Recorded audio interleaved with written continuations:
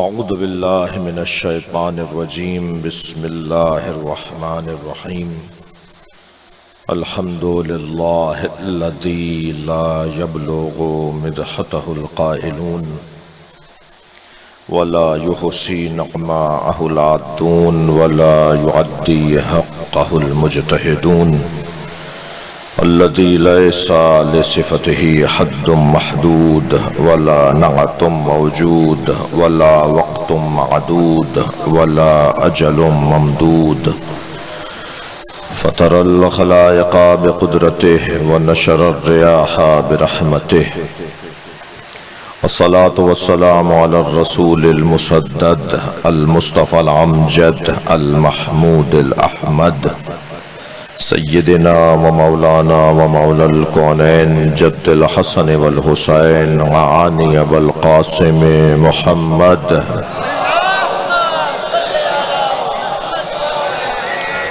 وآلہ الطیبین الطاہرین المعصومین الذين قال الله إنما يريد الله ليذهب عنكم الرجس أهل البيت ويطهركم تطهيرا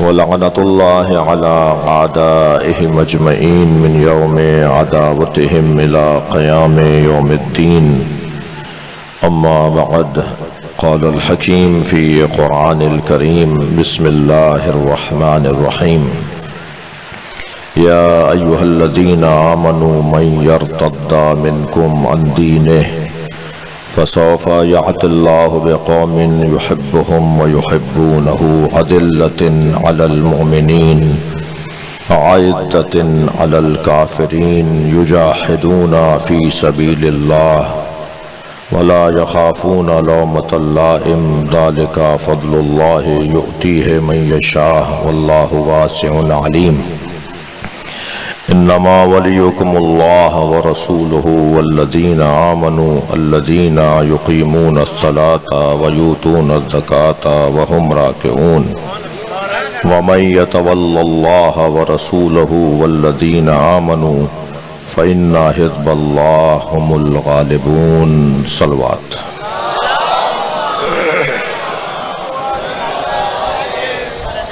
اس سے بہتر صلوات پڑھیے اللہم صل علی محمد وآل محمد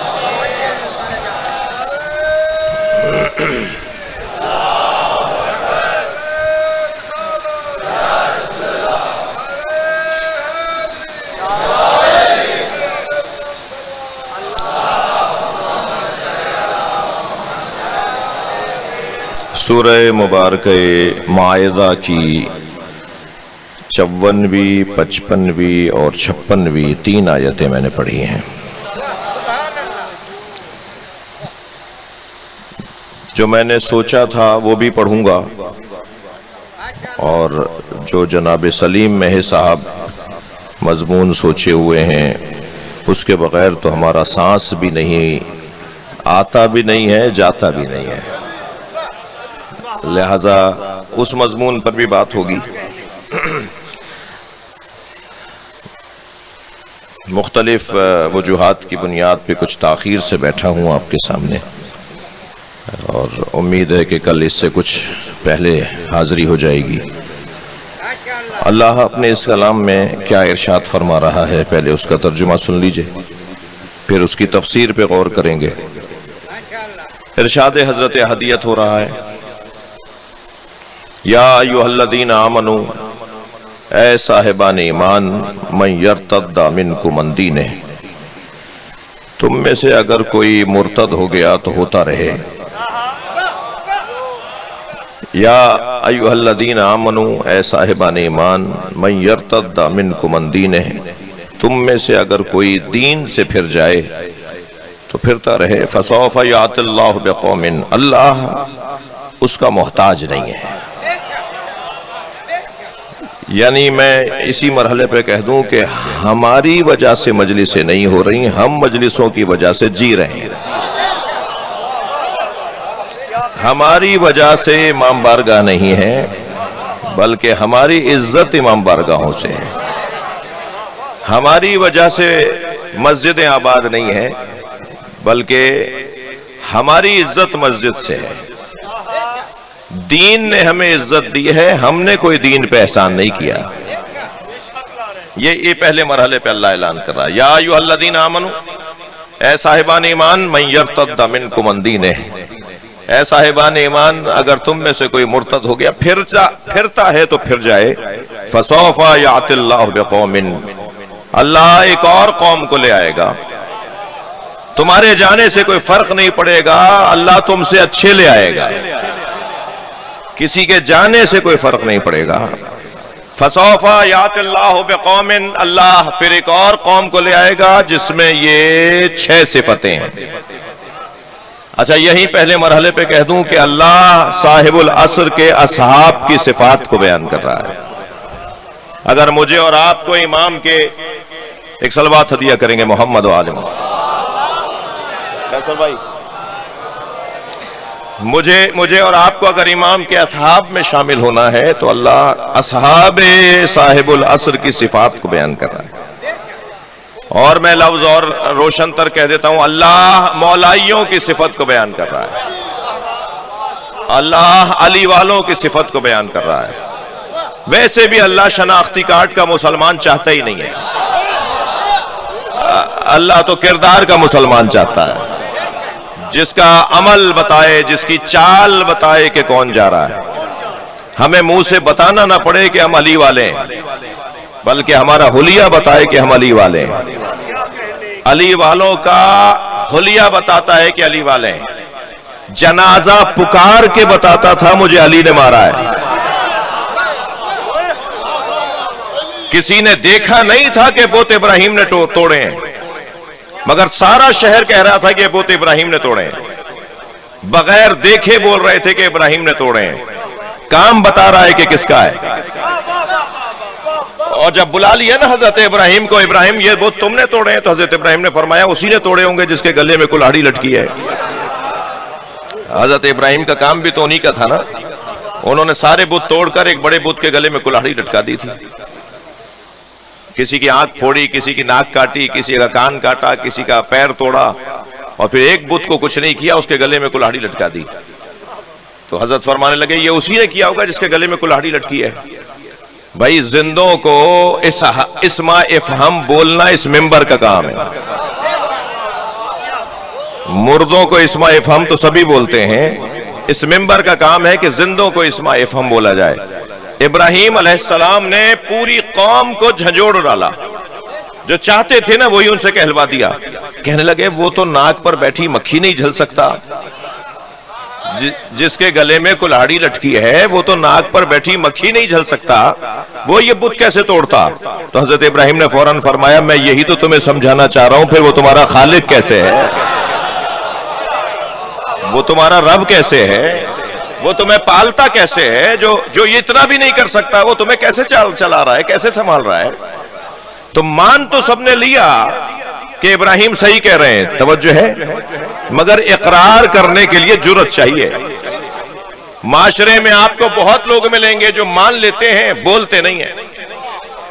بس ماننے والوں اور بولنے والوں میں یہی فرق ہے۔ کون ہے دنیا میں جو علی کو ولی نہ مانتا ہو، مگر بولتے کچھ ہے۔ یہ جو کچھ بولتے ہیں نا، یہ کوئی کم کارنامہ نہیں ہے ان کا، بولنے کے لیے جرأت چاہیے، حوصلہ چاہیے، جان دینا پڑے گی، خون بہتا نظر آئے گا، گھر لٹتے نظر آئیں گے، بولنے کے لیے بڑا جگر چاہیے۔ کیا ہوا؟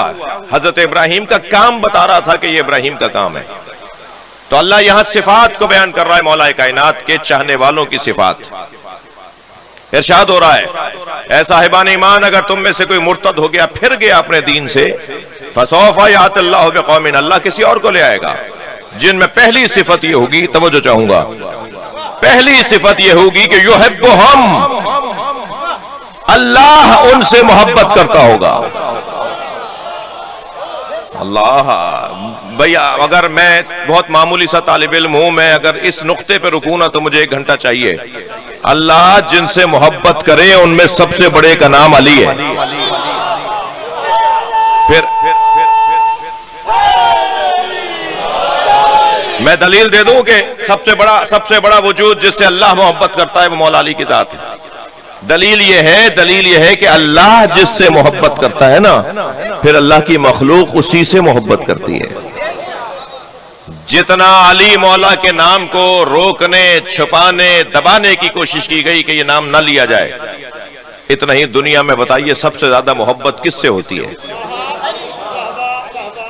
اتنا خرچہ اگر کسی اور پر کیا گیا ہوتا نا جتنا حضرت علی کے نام پر کیا گیا ہے، چھپانے والوں مخالفوں نے جو خرچے کیے، اگر کسی اور کے اوپر خرچہ کیا گیا ہوتا تو شاید میوزیم میں بھی وہ نام نہ ملتا۔ لیکن آج کوئی گھر بتائیے جہاں علی کا ذکر نہ ہوتا۔ بات شیعوں کی بھی نہیں ہو رہی ہے، میں جب بات کر رہا ہوں میں چھوٹا سا طالب علم، حقیر فقیر آپ کا نوکر، بات شیعوں کی نہیں ہو رہی، بات شیعوں کی نہیں ہو رہی۔ اسی مجلس میں اس وقت اہل سنت کی بڑی تعداد بیٹھی ہے، اور یہ بھی طے ہے کہ مجلس شیعوں کی ملکیت نہیں ہے۔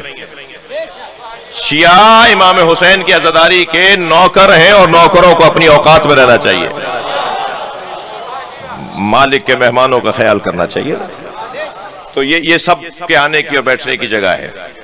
سب سے زیادہ جس شخصیت کے اوپر توجہ چاہوں گا، جس شخصیت پر سب سے زیادہ اس کے نام کو چھپانے، اس کے نام کو کیا کریں کہ اس کا نام ہی نہ لیا جائے، درباروں سے نکال دیا جائے، عدالتوں سے بھگا دیا جائے، گواہیوں کو قبول نہ کیا جائے، نام رکھنا جرم ہو جاتا تھا اگر کوئی اپنے بچے کا نام علی رکھ دیتا تھا۔ جتنا مولا کائنات کے نام کو مٹانے کی اپنی دانش میں انہوں نے کوشش کی، اتنا ہی علی کا نام سب سے زیادہ ہے، اور یہ دلیل ہے کہ اللہ علی کو چاہتا ہے۔ جی یہ طاقت کوئی غیبی ہے، یہ ارادہ کوئی الہی ہے، یہ مدد کوئی پیغمبرانہ ہے، یہ کسی اور کا ارادہ ہے جس کی وجہ سے مولا علی کا ذکر اتنا عام ہے۔ اگر کسی نے علی مولا کی طرح دیکھا دیکھی میں نام لینا بھی شروع کر دیا نا تو میٹر ہی ختم ہو جائے گا ایک ہفتے میں، بات ہی نہیں رہ پائے گی علی مولا کے علاوہ کسی اور کی۔ بھائی اگر کوئی اللہ کو جاننا چاہتا ہے تو علی کے بغیر جان ہی نہیں سکتا۔ یہ میں نہیں کہہ رہا، پیغمبر اکرم کا فرمان ہے، سرکار فرما رہے ہیں، ما عرف اللہ الا انا وعلی، اللہ کو کوئی جان ہی نہیں سکتا سوائے مجھ محمد کے اور علی کے۔ میں جاننا چاہ رہا ہوں، سمجھنا چاہ رہا ہوں اس حدیث کو، مولا نبی کا فرمان، اللہ کو کوئی جان ہی نہیں سکتا سوائے میرے اور علی کے۔ کیا مطلب ہے؟ پھر ہم اللہ کی معرفت کی کوشش نہ کریں؟ سرکار نے بند کر دیا دروازہ کہ میرے اور علی کے علاوہ تو کوئی اللہ کو جان نہیں سکتا، تم کوشش کیوں کر رہے ہو؟ یہ کہہ رہے ہیں نبی، یہ فرمانا چاہ رہے ہیں سرکار کہ اللہ کے بارے میں غور نہیں کرنا کیونکہ تم تو جان ہی نہیں سکتے۔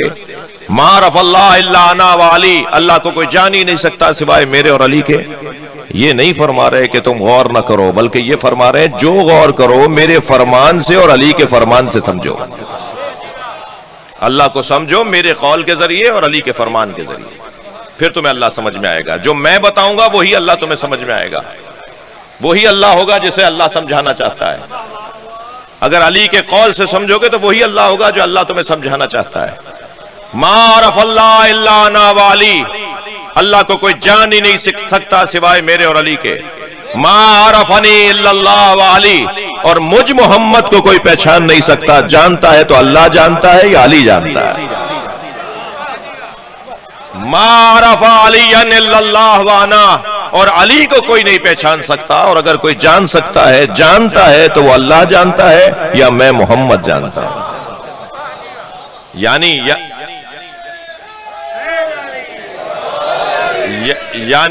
سرکار یہ فرما رہے ہیں کہ اگر اللہ کو جاننا چاہتے ہو تو مجھ سے پوچھو یا علی سے، مجھے جاننا چاہتے ہو تو اللہ سے پوچھو یا علی سے، علی کو جاننا چاہتے ہو تو مجھ سے پوچھو یا اللہ سے، تب تمہیں سمجھ میں آئے گا کہ علی کیا ہے۔ سب سے پہلی صفت یحبہم، اللہ ان سے محبت کرتا ہوگا۔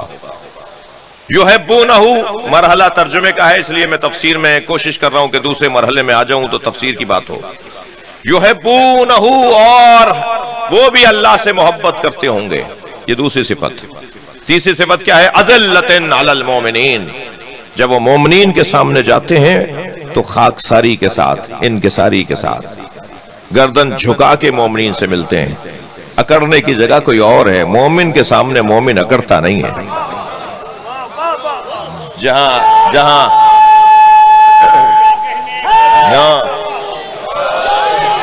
جہاں اکڑنا ہے وہ جگہ کوئی اور ہے. تم غلط جگہ پر اکڑ رہے ہو. یہ مومن ہے, اس کے سامنے سیدھے ہو کر بات کرو, اس کے سامنے گردن ٹیڑھی کر کے بات نہ کرو. یہ قرآن کا پیغام ہے. اذلۃ علی المؤمنین, یہ مومنین کے سامنے خاکسار رہتے ہیں.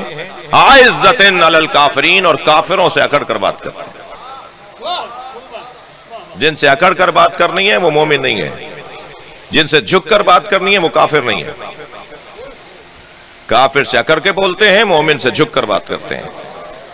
سب سے پہلی صفت یحبہم, دوسری صفت یحبونہ, تیسری صفت اذلۃ علی المؤمنین, چوتھی صفت اعزۃ علی الکافرین, پانچویں صفت یجاہدون فی سبیل اللہ. یہ ہاتھ پر ہاتھ رکھ کر نہیں بیٹھتے, ہمیشہ کوشش کرتے رہتے ہیں. اللہ کی راہ میں ہمیشہ کوشش کرنے والوں کا تذکرہ اللہ کر رہا ہے.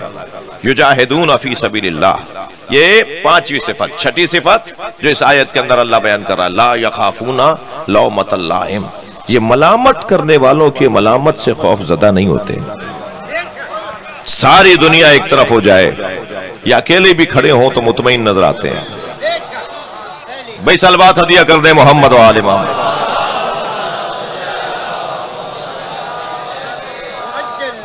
توجہ کر رہے ہیں آپ حضرات؟ ساری دنیا ایک طرف ہو جائے مگر یہ تنہائی میں بھی خود کو لشکر سمجھتے ہیں. یہ اپنے آپ کو کبھی تنہا سمجھتے ہی نہیں ہے. ملامت کرنے والوں کی ملامت سے تو یہ خوفزدہ ہوتے ہی نہیں ہے. اور یہ جو 6 صفتیں ہیں مولائیوں کی, مولا کے چاہنے والوں کی, ان 6 صفتوں کے بعد اللہ ایک اور اعلان کر رہا ہے, ذالک فضل اللہ یؤتیہ من یشاء. یہ اللہ کا فضل ہے, اللہ انہیں دیتا ہے جنہیں چاہتا ہے. یہ فضل اللہ کا ان پر ہوتا ہے جنہیں وہ چاہتا ہے. واللہ واسع علیم, یہ پہلی آیت جو میں نے آپ کے سامنے تلاوت کی. اس کے فوراً بعد والی آیت, انما ولیکم اللہ, جان لو تمہارا ولی اللہ ہے. ورسولہ, اور اللہ کا رسول تمہارا ولی. والذین آمنوا, اور صاحبان ایمان تمہارے ولی. اللہ ولی, اللہ کا رسول ولی, اور مومن جو اللہ پر ایمان لانے والا وہ ولی. گنجائش اللہ نے جمع کی رکھی ہے. اللہ مفرد, رسول مفرد, والذین جمع, اس لیے کہ ایک علی کی ولایت نہیں ہے, مہدی تک ولایت ماننی ہے. صلوات پڑھ لیں محمد و آل محمد. والذین آمنوا, تمہارا ولی اللہ, تمہارا ولی رسول اللہ, تمہارا ولی وہ صاحب ایمان, الذین یقیمون الصلاۃ, جس کی پہلی صفت یہ ہے کہ وہ نماز کو قائم کرتا ہے, نماز کو قائم کرتے ہیں. ویؤتون الزکوٰۃ, اور زکوٰۃ دیتے ہیں. وہم راکعون, جبکہ وہ حالت رکوع میں ہوتے ہیں. صلوات پڑھ لیں ذرا محمد و آل محمد. واو واو واو واو حالیہ ہے. اہل دقت تشریف فرمائے, عربی گرامر جاننے والے بیٹھے ہیں, مولانا تشریف فرما ہے. کیا ترجمہ کیا میں نے آیت کا؟ انما ولیکم اللہ, تمہارا ولی اللہ. ورسولہ, اور اللہ کا رسول تمہارا ولی. والذین آمنوا, اور وہ لوگ جو ایمان لائے. الذین یقیمون الصلاۃ, وہ صاحبان ایمان جو نماز کو قائم کرتے ہیں. ویؤتون الزکوٰۃ وہم راکعون, وہ زکوٰۃ دیتے ہیں جبکہ حالت رکوع میں ہوتے ہیں. واو واو حالیہ, حالت یہ ہوتی ہے کہ رکوع میں ہوتے ہیں اور زکوٰۃ دے رہے ہوتے ہیں. حالت رکوع میں زکوٰۃ دینے والا تاریخ ابدیت میں ایک ہی ہے جسے علی کہتے ہیں. جی, حالت رکوع میں زکوٰۃ دینے والی ذات ایک ہی ہے جس نے حالت رکوع میں زکوٰۃ دی ہے. واو واو حالیہ, ترجمہ محسوس کیجئے گا. پھر آیت آگے بڑھتی ہے, یعنی آیت یہاں مکمل ہوتی ہے, اور تیسری آیت جو میں نے آپ کے سامنے تلاوت کی وہ شروع ہوتی ہے. وَمَن يَتَوَلَّ اللَّهَ وَرَسُولَهُ وَالَّذِينَ آمَنُوا, نتیجہ خیز آیت ہے, نتیجہ دے رہی آیت. جو اللہ اللہ کے رسول اور صاحبان ایمان سے دوستی کرے گا. وَمَن يَتَوَلَّ اللَّهَ وَرَسُولَهُ، جو اللہ سے پیار کرے گا، اس کی پیروی کرے گا، اس سے محبت کرے گا، اس سے دوستی کرے گا، وَرَسُولَهُ، اور اس کے رسول سے، وَالَّذِينَ آمَنُوا، اور جو صاحبان ایمان سے پیار اور محبت کرے گا، فَإِنَّ حِزْبَ اللَّهِ هُمُ الْغَالِبُونَ، تو جان لے یہ وہی لوگ ہیں جنہیں حزب اللہ کہا جاتا ہے، اور حزب اللہ ہی ہمیشہ غالب رہے گا. صلوات پڑھیں محمد و آل محمد. جی یہ آیات کے جو مسلسل آیات کے ترجمے جو میں نے جو 3 آیتیں آپ کے سامنے تلاوت کی، یہ ان کا ترجمہ ہے جو میں نے آپ کے سامنے پیش کیا. اور اب دل کر رہا ہے کہ تفسیر کی طرف توجہ کریں.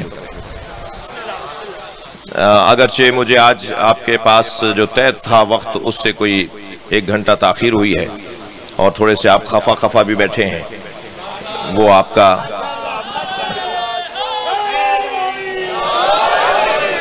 اور مجلس کا بھی حسن یہ ہے کہ ساری سیاسی جماعتوں کی شخصیات یہاں بیٹھی ہیں، تو میں کسی ایک جلسے کی تو تائید کروں گا نہیں. ایک صلوات پڑھ لیں محمد و آل محمد. ایسی صلوات نہیں، ایسی صلوات نہیں.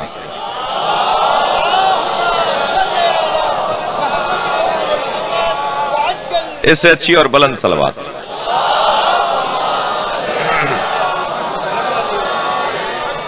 اور اچھی بہتر صلوات. ماشاءاللہ. غربت اور فقر اور ناداری رخصت ہو جائے اس دعا کی قبولیت کے صلوات.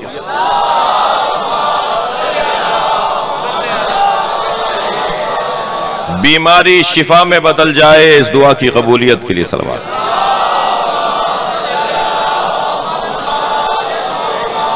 بے اولادوں کو اولاد نصیب ہو، اولاد صالح اور نیک بن جائے اس دعا کی قبولیت کے لیے صلوات.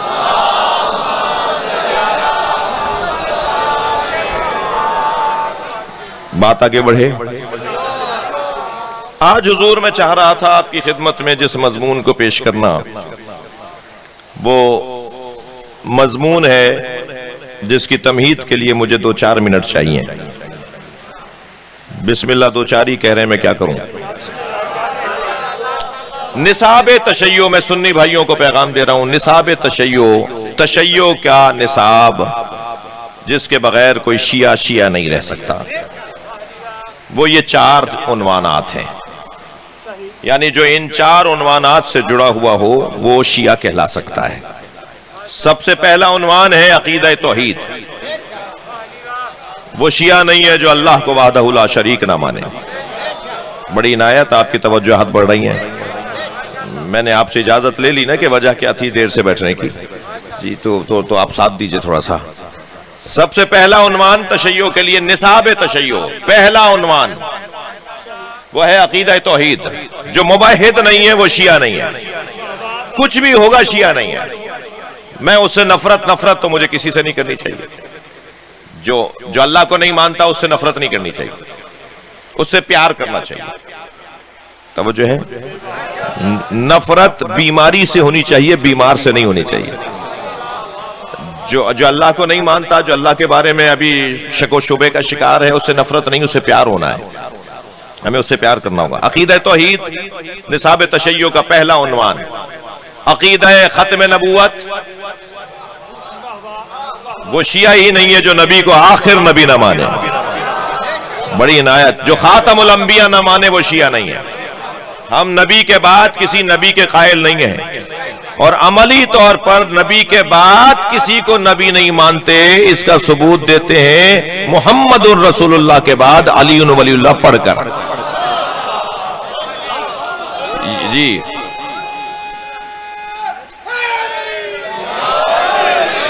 لہذا تیسرا عنوان ولایت علی. توجہ ہے. پہلا عنوان توحید، دوسرا عنوان ختم نبوت، تیسرا عنوان ولایت علی، چوتھا عنوان مہدویت.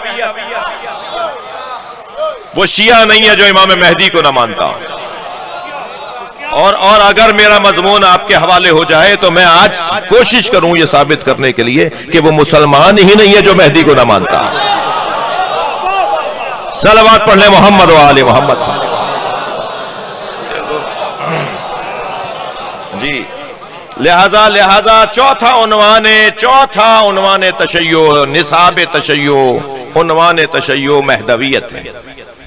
عقیدہ مہدویت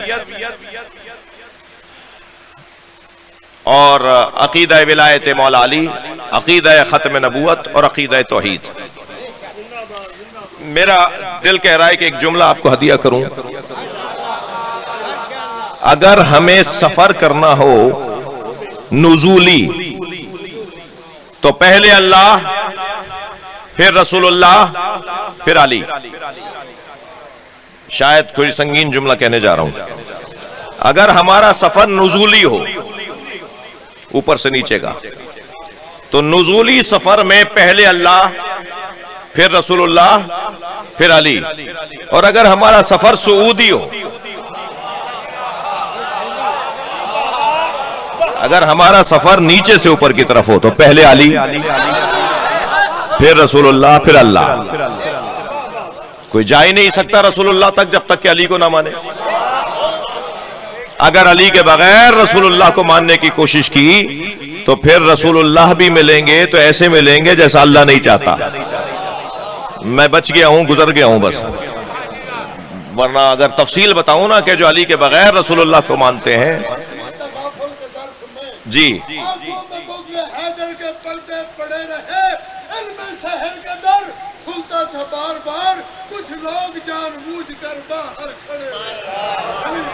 چل بات پڑھ لیں گے محمد و آل محمد. دیکھیے اگر چاہتا ہے نا کوئی رسول اللہ کو مانے تو اسے پہلے مولا علی کو ماننا ہوگا. ہمیں نبی چاہیے جو علی بتائیں. اگر ہم نے علی کے علاوہ کسی سے نبی لیے نا تو بند گلیوں میں کھڑے ہو جائیں گے، بار بار پریشانیوں کا سامنا ہوگا. ہمارا عقیدہ عقلی نہیں رہ پائے گا، معقول نہیں رہ پائے گا. مشکلات میں آ جائیں گے، پریشانیاں بڑھ جائیں گی. ہمیں نبی سمجھنے ہیں علی مولا کے ذریعے. آمادہ ہے تو ایک مثال دوں. فرض کیجئے ملتان کے ایک بہت بڑے چاراہے پر دو گاڑیوں میں تصادم ہو جائے. توجہ، ان دونوں گاڑیوں کے تصادم سے ایک آواز ایجاد ہو، ایک دھماکہ ہو، لوگ اس کو دیکھنے کے لیے اور اس آواز کے مطابق اس جائے حادثہ پہ جانے کی کوشش کریں. خبر پھیلنا شروع ہو جائے کہ دو گاڑیاں ٹکرائی ہیں، 5 آدمی مر گئے اور 6 آدمی زخمی ہیں. گاڑیاں فلاں کمپنیوں کی تھیں. لوگ جائے حادثہ پہ دوڑ کر بھاگ کر پہنچ رہے ہیں. جو جائے حادثہ پر تھا وہ بتا رہا ہے کہ 5 آدمی مرے ہیں اور 6 آدمی زخمی ہیں. جو 2 گھنٹے بعد پہنچا اسے جنازہ نظر نہیں آیا اور زخمی نظر آئے تو اس نے کہا مرا کوئی نہیں ہے، زخمی اتنے ہیں. جو 2-4 گھنٹے بعد اور جو 4 گھنٹے بعد پہنچا اسے زخمی بھی نظر نہیں آئے تو اس نے کہا ایکسیڈنٹ ضرور ہوا ہے مگر کوئی مرا اور کوئی زخمی نہیں ہوا. اور جو کوئی 10 گھنٹے بعد پہنچا تو گاڑیاں ہٹا لی گئی تھی تو اس نے کہا ایکسیڈنٹ ضرور ہوا ہے مگر فلاں نہیں، فلاں گاڑیوں کا ہوا ہے. واقعہ ایک ہے، راوی مختلف ہیں. کوئی نبی کا 2 سال کا ساتھی ہے، کوئی نبی کا 4 سال کا ساتھی ہے. کوئی کہہ رہا ہے نبی ایسے رہتے تھے، کوئی کہہ رہا ہے نبی ایسے نماز پڑھتے تھے. ہمیں نبی اس سے چاہیے جو نبی کی گود میں آیا ہو.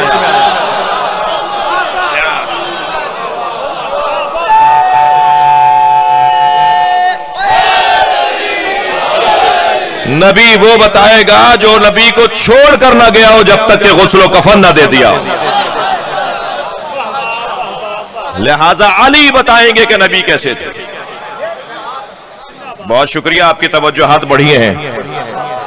میرے مولا علی سے اصحاب نے جمع ہو کر کہا یا علی صف لنا نبینا کاننی نرا. یا علی ہمیں نبی ایسے بتائیں جیسے ہم اپنی آنکھوں سے دیکھ رہے ہیں. اچھا مولا علی سے نبی بھی دیکھنا چاہ رہے ہیں، پوچھنا چاہ رہے ہیں اور خطابت بھی چاہتے ہیں. یعنی علی سے نبی کی صفات بھی جاننا چاہتے ہیں اور خطابت بھی، کہ گویا اپنی آنکھوں سے دیکھ رہے ہیں. مولا کائنات نے مولا نبی کی صفات کو بیان کرنا شروع فرمایا. لِكُلِّ عُضْوٍ مُعْجِزَةٍ. اللہ نے نبی کے ہر عضو کو ایک معجزہ عطا کیا. علی مولا کی گفتگو یہاں سے شروع ہو رہی ہے۔ اللہ نے نبی کے ہر عضو کو ایک معجزہ عطا کیا، منہ سر سے لے کے ناخن پا تک علی نے معجزے بتائے۔ سرکار کے بالوں کا معجزہ، سرکار کی بھووں کا معجزہ، سرکار کی پلکوں کا معجزہ، نبی کی آنکھوں کا معجزہ، نبی کی بینی مبارک ناک کا معجزہ، سرکار کے لبوں کا معجزہ، سرکار کے ریش مبارک کا معجزہ، لعاب دہن کا معجزہ۔ میرے مولا نے نبی کی انگلیوں کے، مولا علی نے نبی کی انگلیوں کے معجزے بیان کیے۔ یہ کوئی 2.5 صفحوں کی روایت ہے بہار الانوار کے اندر جو مولا علی نے نبی کی صفات کو بیان کیا ہے۔ نبی کے ناخنوں کا معجزہ، سرکار کا سایہ اور سرکار کا وجود اور بدن مبارک کیسا تھا، سرکار کے بدن مبارک اور شمائل کے معجزے، سرکار دو جہاں کے بدن سے نکلنے والی رطوبتوں کے معجزے۔ جی ہمارے یہاں کا مزاج نہیں ہے اس موضوع پہ بات کرنے کا، کیونکہ ایک صاحب نے اتنا بھونڈے انداز سے اسے بیان کر دیا کہ اب بیان کرنے والے ذرا ڈر ڈر کے بول رہے ہوتے ہیں۔ جی ورنہ تو اتنا حسین پیغام ہے ان روایات کے اندر کہ نبی کے بدن مبارک سے نکلنے والی رطوبتوں کے کیا معجزے تھے۔ ہم اگر لعاب دہن اپنے دہن سے نکال دیں تو ہمیں خود اپنے ہی لعاب سے کراہت آتی ہے۔ نبی کا لعاب دہن کڑوے کنویں میں چلا جاتا تھا تو شہد سے زیادہ میٹھا ہو جاتا تھا۔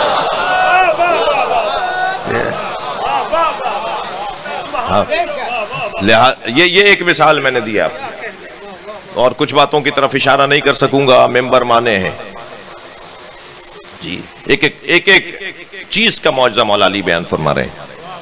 ایک سفر میں تھے اصحاب سرکار کے ساتھ، ایک مثال دے دوں تو ایک صحابی، پانی ختم ہو گیا تھا قافلے کے اندر، ایک صحابی کٹورا اٹھا کر، خالی کٹورا اٹھا کے سرکار کی خدمت میں آئے، کہا یا رسول اللہ پیاس لگ رہی ہے اور قافلے میں پانی نہیں ہے۔ حضرت نے اپنی انگلیاں، اپنا ہاتھ بلا تشبیہ میں اشارہ کر رہا ہوں، بلا تشبیہ سرکار نے اپنا ہاتھ اپنی انگلیوں کے اس کے کٹورے میں ڈال دیا۔ مولا علی فرماتے ہیں یتفجر من بین اصابعہ الماء، سرکار نے ارادہ فرمایا نبی کی انگلیوں کے درمیان سے پانی نکلنے لگا، کٹورا بھر گیا، سرکار کے صحابی نے وہ پانی پی لیا۔ حسین کا رونا تو نبی کو ایک لمحے کے لیے گوارا نہیں تھا، مصائب نہیں پڑھ رہا لیکن نبی کے معجزے کا بیان ہے۔ 2 قدم کے فاصلے پہ تھی سیدہ اور مولا حسین کو بھوک لگی، اتنا انتظار بھی نہیں کیا مولا نبی نے کہ سیدہ آ جائیں اور حسین کو شیر دہی کریں، فوراً اپنا انگوٹھا حسین مولا کے منہ میں دے دیا۔ سیدہ آ رہی ہیں بچے کو گود میں لینے کے لیے، مولا کو گود میں لینے کے لیے، نبی نے اپنا انگوٹھا حسین مولا کے منہ میں دے دیا، نبی کے انگوٹھے سے دودھ نکلنے لگا۔ دوسرے ہاتھ سے جب امام حسین دودھ پینے لگے نا تو دوسرے ہاتھ سے سر پر ہاتھ پھیرتے ہوئے فرمایا حسین آرام آرام سے پیو، یہ اللہ نے تمہارے لیے بنایا ہے۔ سبحان اللہ، صلوات پڑھ لیں گے محمد و آل محمد۔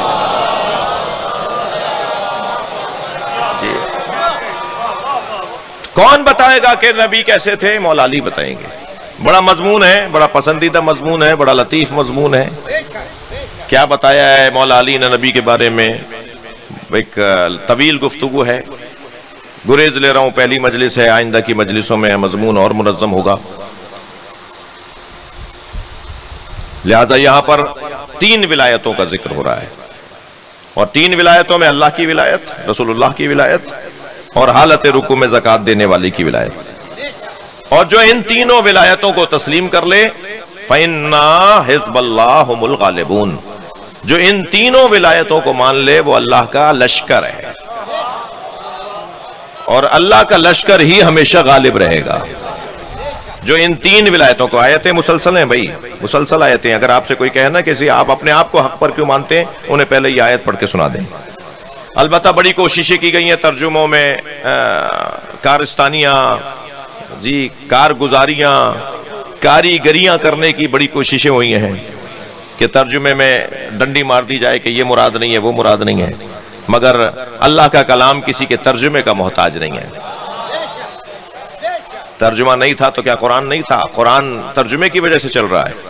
ایک وقت آئے گا کہ لوگوں کو یہ بات سمجھ میں آئے گی جو آج بہت سے لوگوں کو سمجھ میں آ گئی ہے۔ گفتگو مہدویت کے بارے میں عرض کر رہا تھا کہ یہ عقیدہ مہدویت صرف شیعوں کا عقیدہ نہیں ہے، 200 سے بات آگے بڑھے 200 سے زیادہ علماء اہل سنت کی فہرست مرتب ہو چکی ہے جو امام مہدی کی ولادت کے قائل ہیں. یعنی 15 شعبان کو آپ دنیا میں آ چکے 255 ہجری میں. آپ ہمارے درمیان موجود ہیں. 1150 سال کی آپ کی عمر ہے. جب اللہ ظہور کے لیے اذن دے گا تو 40 سال کی عمر ہوگی. میری کان میں کوئی آواز نہ آ جائے کہ شیعوں کی تو پہلے ہی باتیں سمجھ میں نہیں آتی ہیں, ایک نئی بات اور آ گئی. خود ہی کہہ رہے تھے کہ 255 ہجری میں آمد ہے, 1150 سال کے ہیں. پھر خود ہی بول دیا کہ جب ظہور کی اجازت ملے گی اور حکم الہی آئے گا تو 40 سال کی عمر ہوگی. تو یہ تو تضاد ہے آپ کی گفتگو میں. 1150 سال کے ہیں یا 40 سال کے ہیں؟ نہیں ہیں 1150 سال کے, مگر 40 سال پہ عمر رکی ہوئی ہے. اللہ جس کی عمر کو چاہے روک دے, جس کی عمر کو چاہے بڑھا دے. یہ اللہ کا نظام ہے. لہذا وہی عمر ہوگی جس عمر میں سرکار نے بعثت کا اعلان کیا تھا, وہی عمر ہوگی جو نبی مکرم کے اعلان نبوت کی عمر تھی. شکل بھی نبوی ہے, حلیہ بھی مصطفی ہے, شمائل بھی مصطفیٰ سرکار کے ہیں, لہجہ بھی وہی ہے جو نبی بولتے تھے, چال ڈھال لباس بھی وہی ہے جو سرکار کا تھا. گویا ہمیں ایک بار پھر محمد کی زیارت ہونے جا رہی ہے, اور اسی عمر کے اندر اعلان امامت فرمائیں گے اور ظہور کا اعلان فرمائیں گے جس عمر میں سرکار نے نبوت کا اعلان فرمایا. اور میرے مولا نبی کے جو پہلے اصحاب تھے 313 جو اصحاب بدر کہلاتے ہیں, وہی 313 ان کے اصحاب ہوں گے. یہ تو مالک اشتر جیسوں کی قسمت بلند ہے کہ جب رجعت ہوگی تو مالک اشتر امام زمانہ کے لشکر کے سالار ہوں گے. کیا شخصیت تھی, پہلے امام کے لشکر کا سالار بھی ہے اور آخری امام کے لشکر کا سالار بھی ہے. یہ جو عقیدہ مہدویت ہے کہ امام ہمارے درمیان ہیں, اہل سنت کے, میں نے عرض کر دیا کہ جن کو چاہیے وہ نام میں وہ نام دینے کو تیار ہوں. 200 سے زیادہ علماء اہل سنت پر تحقیق ہو چکی ہے جو امام مہدی کو مولود اور موجود مانتے ہیں. بھائی تھوڑا گردن ہلا دیجئے, ملتان میں مجلس ہو رہی ہے. جو امام کے مولود اور موجود ہونے کے قائل ہیں. یہ نہیں ہے کہ آئیں گے اور ولادت ہوگی, نہیں, ہو چکی ہے اور ہمارے درمیان موجود ہیں. وہ اور بات ہے کہ ہم پہچان نہیں پا رہے. یہ ہمارا نہ پہچان نہیں غیبت کہلاتا ہے. غیبت کا مطلب یہ کہ میں نہیں جانتا کہ اس مجمع میں امام کون سی شخصیت ہے جو امام ہے. جب ظہور ہوگا تو ہم دیکھ کر فوراً کہیں گے کہ یہ تو وہ ہیں جنہیں ہم نے بارہا دیکھا تھا, کربلا میں دیکھا تھا, مشہد میں دیکھا تھا, مکے میں دیکھا تھا, خانہ کعبہ کا طواف کرتے ہوئے ہم نے انہیں دیکھا تھا. ہم پہچان نہیں پائے تھے کہ یہی حضرت ہیں. بس جس دن پہچاننے لگے گی ساری امت, وہی دن ظہور کا ہوگا. حضور اور ہے, ظہور اور ہے. اتنا بڑا مجمع یہاں حاضر ہے مگر مجھ پہ سب ظاہر نہیں ہے, بلکہ شاید برابر میں بیٹھنے والے پر برابر میں بیٹھنے والا ظاہر نہیں ہے, مگر برابر میں بیٹھنے والا برابر پہ بیٹھنے والے پر حاضر ہے. حاضر ہونا اور ہے, ظاہر ہونا اور ہے. یہ سارا مجمع یہاں حاضر ہے مگر ظاہر نہیں ہے. بس جب ہم پہچاننے لگیں گے تو وہی ظہور کہلائے گا. حضور تو ہے امام کا, حاضر امام کو مانتے ہیں ہم. نبی 40 سال تک مکے میں حاضر تھے, ظاہر نہیں تھے. جب پہچاننے لگ گئے تو وہی ظہور ہو گیا. تو حضرت کا یہ مطلب نہیں ہے کہ سامرہ میں کسی غار میں تشریف فرما ہے یا کسی پردے کے پیچھے بیٹھے ہیں. نہیں, ہمارے درمیان ہیں, ہمارے جنازوں میں آتے ہیں. اللہ کرے ہماری خوشیاں بھی اس قابل ہوں کہ اس میں آتے ہوں. بھائی صلوات پڑھ لیں محمد و آل محمد پر.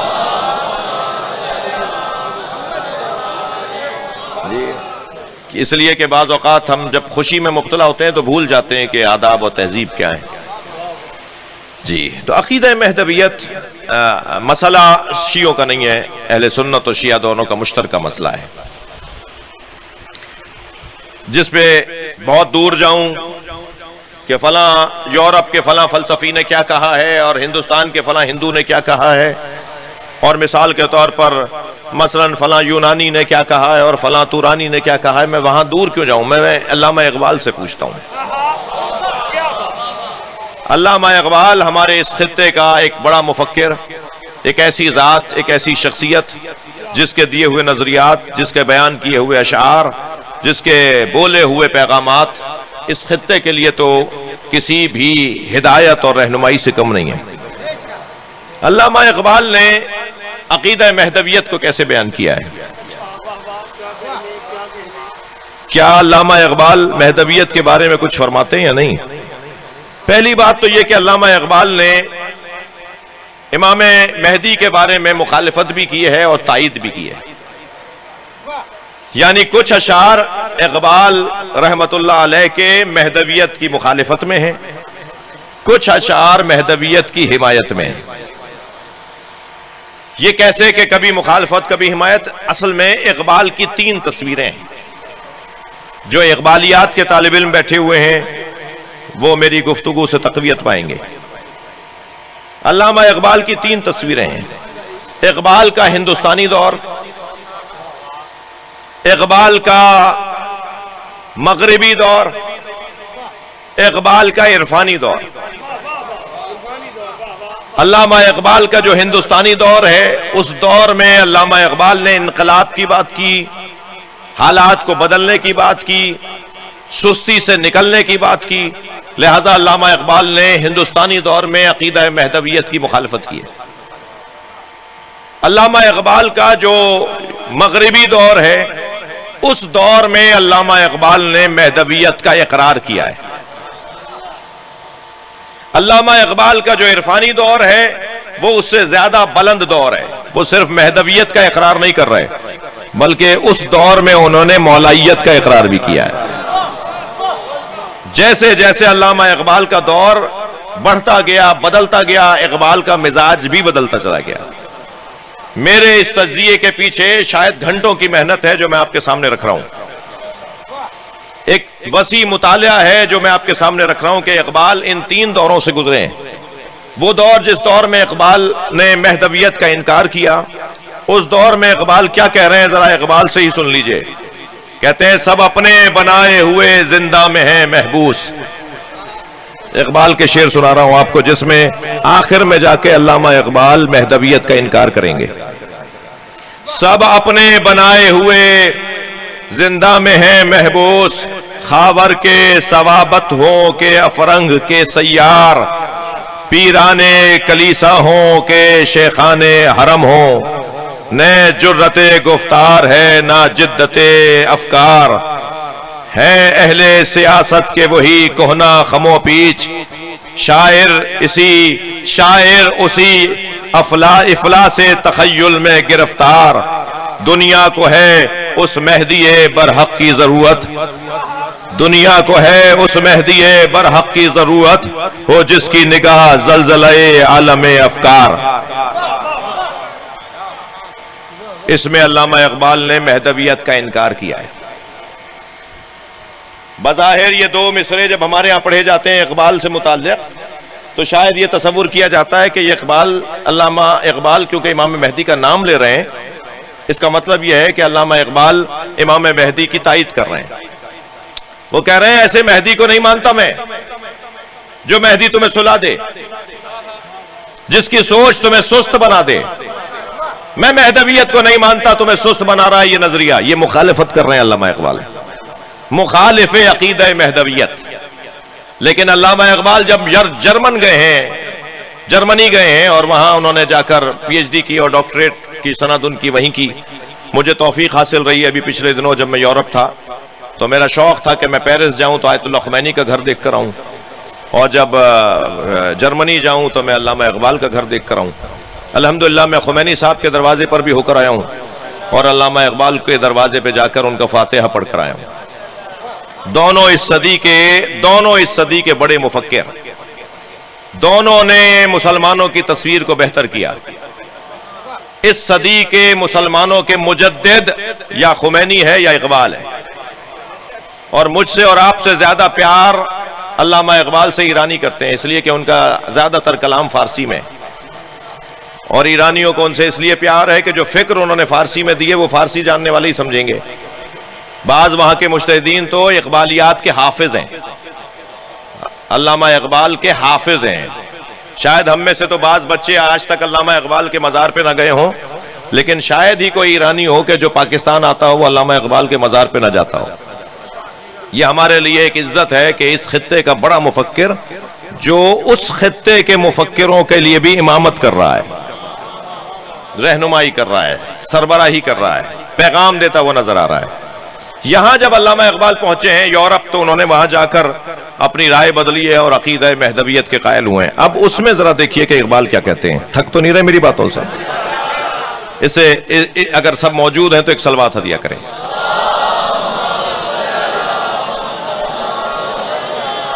یورپ جانے کے بعد جو علامہ اقبال نے مہدویت کا اقرار کیا ہے وہ ذرا سنیے۔ فرماتے ہیں قوموں کی حیات، اب ذرا اقبال اور مہدویت دیکھیے، قوموں کی حیات ان کے تخیل پہ ہے موقوف۔ مجھے حق دیجئے کہ میں تھوڑی سی تشریح کروں۔ وہ قوم آگے نہیں بڑھتی جس کا خیال بلند نہ ہو، وہ قومیں ترقی نہیں کرتی جو محدود سوچ کی حامل ہو۔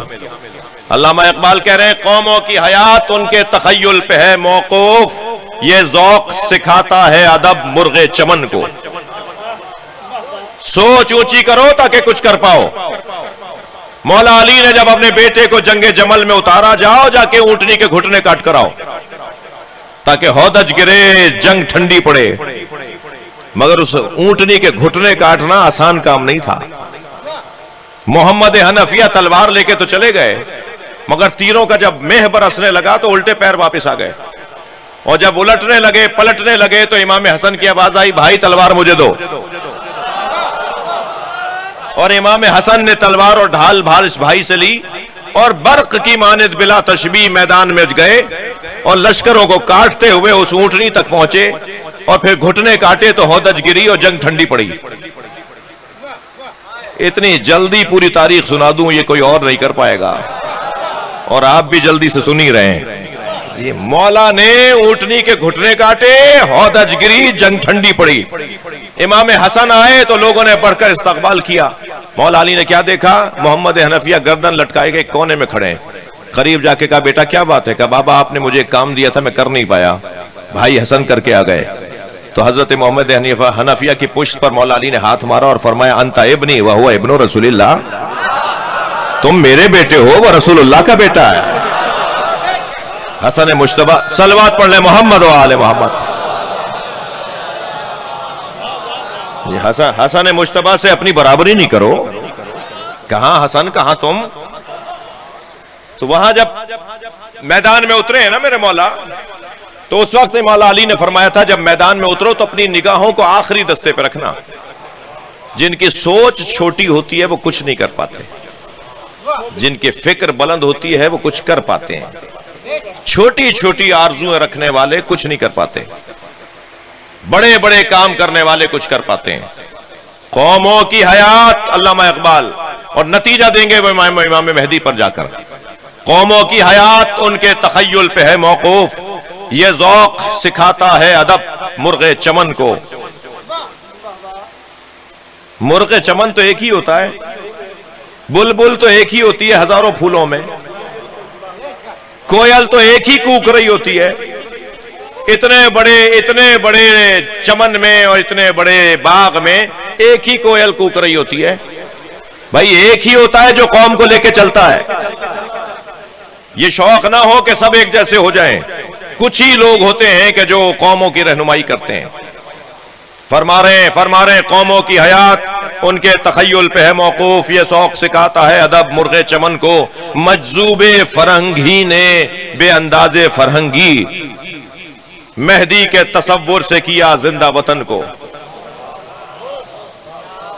جرمن فلسفی نیتشے، جرمن فلسفی ایک مجذوب، ہمارے یہاں بھی آپ تو ملتان والے مجذوبوں کو زیادہ جانتے ہیں، مجذوب جو بالکل اپنے مرشد میں گم ہو جائے، جسے سوائے مرشد کے کوئی نظر نہ آئے. ہمارے ہاں اسے مجذوب کہتے ہیں نا, علامہ اقبال بھی اسی کو مجذوب کہہ رہے ہیں, جو اپنی فکر میں گم ہو جائے, جو اپنی سوچ میں گم ہو جائے, اسے اپنی سوچ کے علاوہ کسی اور کی سوچ اچھی نہ لگے, اس مجذوب فرہنگی کی بات کر رہے ہیں. ایک فلسفی تھا, اس کا نام نیتشے لکھا ہے, اس نے صرف ایک ہی بات کی تھی. اس نے کہا تھا کہ مہدی ایک فوق البشر شخصیت کو کہا جاتا ہے جو بشر سے اونچا ہے. مہدی اسے, یہ ایک جرمن فلسفی امام مہدی کا تصور دے رہا ہے. مسئلہ شیعوں کا نہیں ہے. شیعوں کی عزت یہ ہے کہ وہ 12واں امام مانتے ہیں, ورنہ نظریہ مہدویت عمومی نظریہ ہے, عالمی نظریہ ہے, انسانوں کا مسئلہ ہے. وہ کہتا ہے کہ اگر تمہیں معاشرے کو نجات دینی ہے تو ایک فوق البشر شخصیت بن جاؤ جسے مہدی کہا جاتا ہے. یہ نیتشے, یہ جرمن فلسفی سب کو مہدی بنانا چاہتا تھا, اور جس کا نتیجہ یہ نکلا کہ جرمن قوم نے چند سالوں میں دنیا کا مقابلہ کرنا شروع کر دیا, اور ترقی یافتہ ممالک میں اور سپر پاور ممالک میں قرار پائے. اس ایک نظریے کی وجہ سے, علامہ اقبال کی بقول علامہ اقبال کے کہ مہدوی نظریے کی وجہ سے, عقیدہ مہدویت کی وجہ سے جرمن قوم نے ترقی کی ہے. کہتے ہیں مجذوب فرہنگی نے بے انداز فرہنگی مہدی کے تصور سے کیا زندہ وطن کو, اے وہ کہ تو مہدی کے تصور سے ہے بیزار. اب علامہ اقبال ان سے بات کر رہے ہیں جو مہدی کے تصور سے بیزار ہیں. اے وہ کہ تو مہدی کے تصور, اے وہ کہ تو مہدی کے تصور سے ہے بیزار, نو امید نہ کر آ ہوئے مشکی کو ختن سے.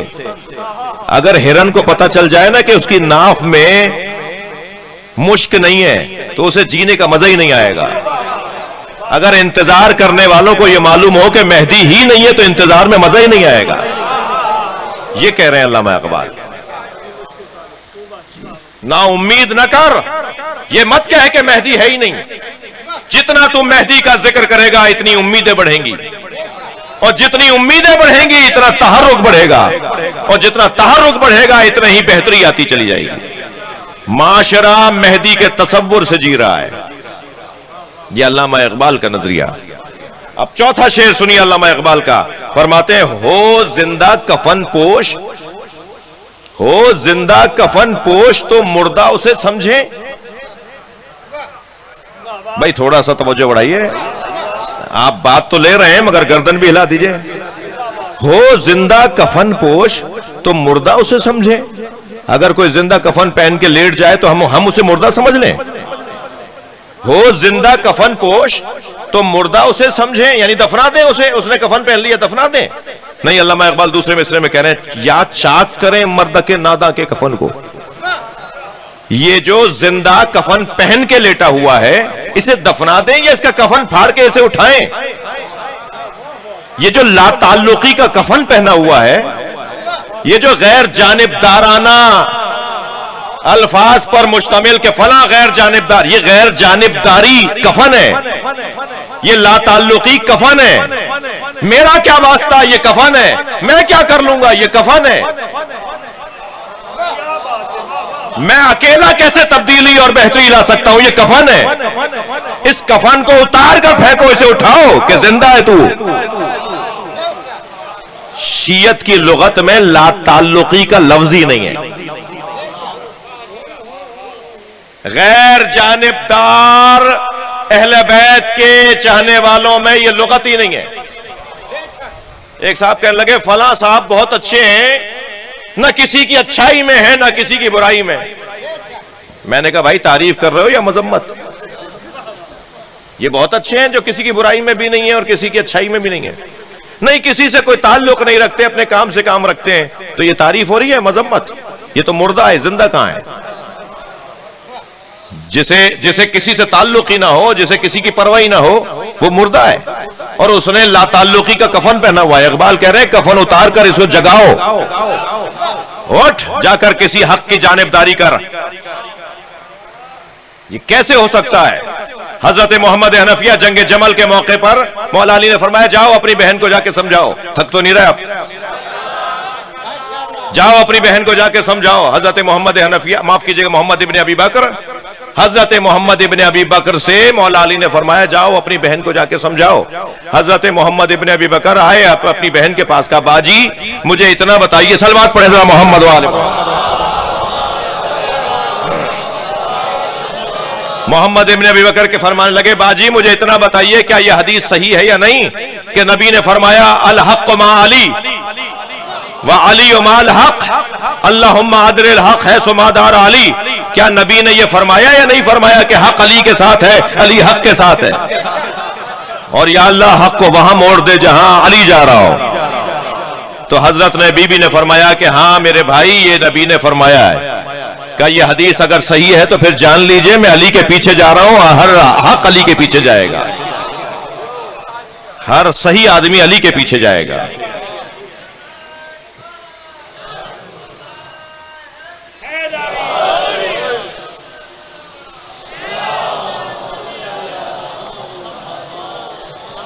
عزیزان گرامی، لا تعلقی، غیر جانبدارانہ رویہ، میرا کیا مطلب، میں کیا کر سکتا ہوں، یہ اہل بیت کے چاہنے والوں کی آواز نہیں ہے. اہل بیت کے چاہنے والے اپنے اطراف میں، پڑوس میں، عزیزوں میں، رشتہ داروں میں، شہر میں دیکھتے ہیں کہ ان کے ساتھ، ان کے عزیزوں کے ساتھ کیا ہو رہا ہے. حق نہ تنہا رہنے دیتا ہے نہ تنہا کرتا ہے. حق کی خاطر جینے والے بظاہر مظلوم نظر آتے ہیں مگر ان سے زیادہ کامیاب کوئی نظر نہیں آتا. جہاں جہاں حسین کا سر کاٹ کر لے جا رہے تھے وہاں وہاں وہ اپنی زیادتی اور اپنے ظلم کا پیغام پہنچا رہے تھے. وہ سمجھ رہے تھے کہ ہم اپنی جیت، اپنی فتح کا ڈھول پیٹ رہے ہیں. انہیں پتہ ہی نہیں تھا کہ وہ حسین کی مظلومیت کا پرچار کر رہے ہیں. انہیں معلوم ہی نہیں تھا کہ اس عمل سے کچھ ہی دن کے بعد ان کے خلاف ذہن بنے گا اور حسین سے محبتیں بڑھیں گی. وہ جنہیں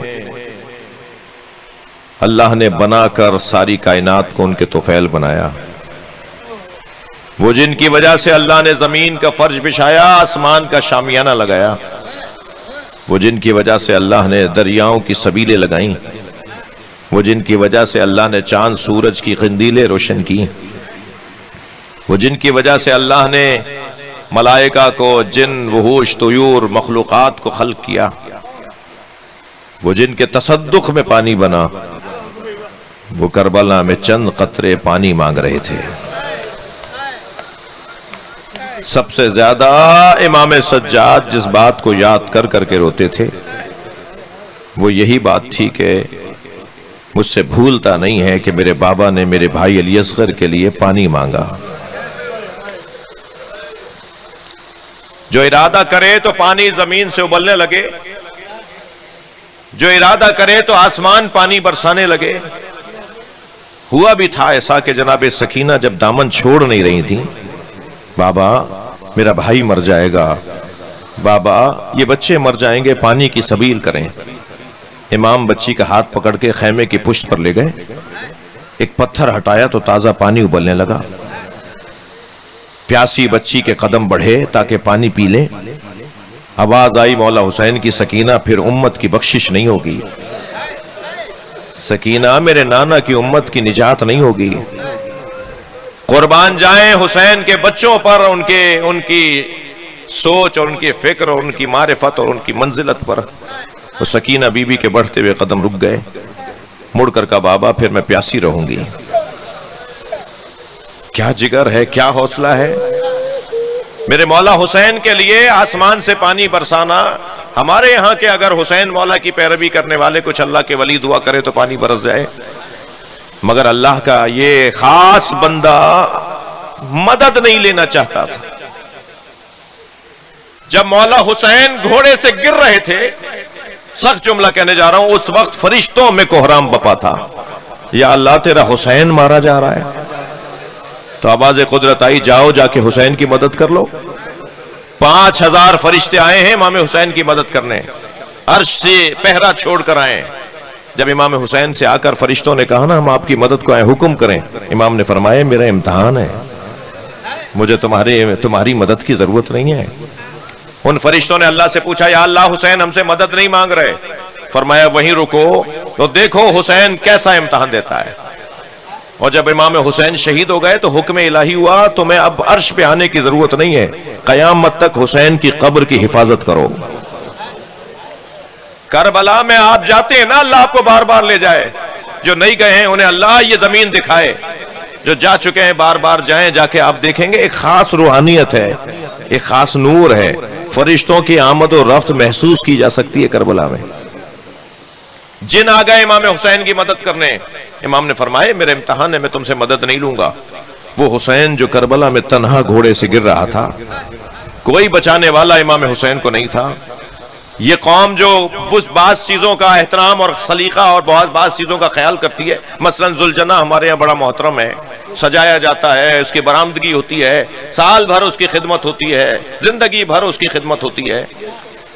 یہ اس وجہ سے بھی ہے کہ کسی نے حسین کا ساتھ نہیں دیا، مگر اس گھوڑے نے حسین کو دشمن سے بہت دیر تک بچایا۔